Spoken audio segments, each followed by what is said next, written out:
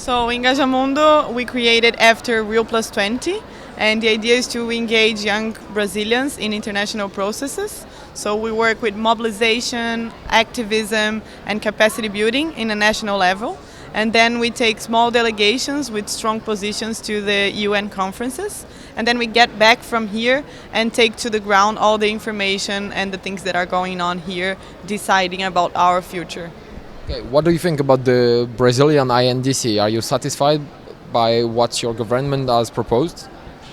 There are some points that are positive, like Brazilian government supports human rights, gender equality, something the review mechanism by 5 years. But there are some points that we don't agree.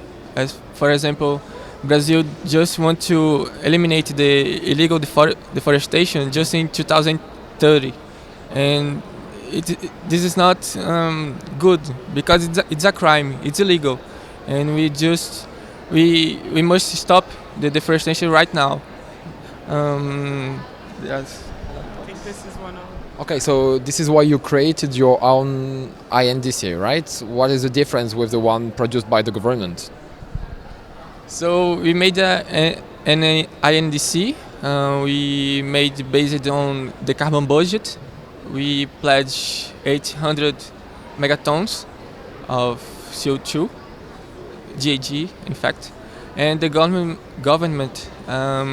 pledged 1.3 gigatons. So I think our INDC is more ambitious. We pledged 40%, 42% based on 1990 levels, and Brazil is just 16% of the reduction related to 1990.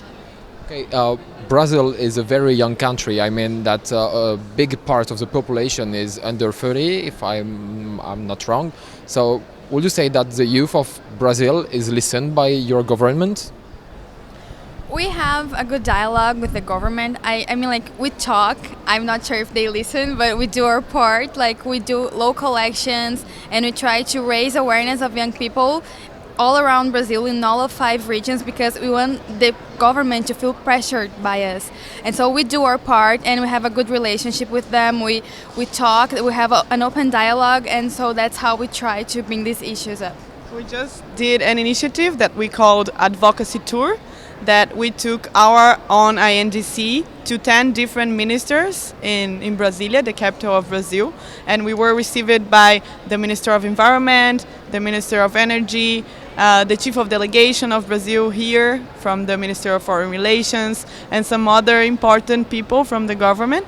So they have listened to us, they read our INDC, and they took our points on their perspective as well. So I think we are building this relationship that Deborah was talking about, and through the years it's going to be even much strong than it is right now. We have a case of success that in the COP15 in Copenhagen, Brazil and all the other countries signed a deal to... Sorry? Doha? Signed a deal to point a focal point for environmental education, and Brazil has not done it so far. And we've been pushing this for a year or so, saying we need a focal point for education. And so this week, this is the first COP where they appointed a focal point for education, and that was our work lobbying with the government. So it's our case of success. Because what about the Brazilian population? Your country is one of the most affected by climate change. As you just said, the deforestation is terrible in Brazil. I think it's 16,000 hectares since the beginning of the year. Is the Brazilian population aware about that? Do you receive any ecological education in your country? No, unfortunately not. It's difficult because at the schools we don't study environmental issues. The population is not aware about the climate change, something like that, and just because of the drought, people get more involved because they related We're the facing the biggest draw of in São Brazil Paulo. in the whole history of the country in São Paulo now. So do you expect something about it? Do you expect from your government to educate people in order to make them better citizens?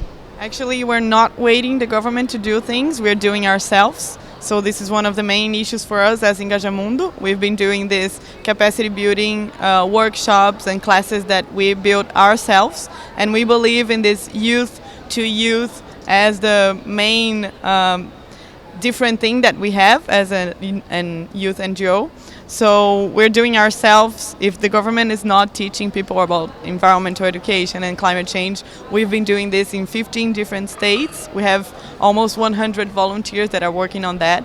So I think that we're doing our part. Thank you very much for your time and for your answers.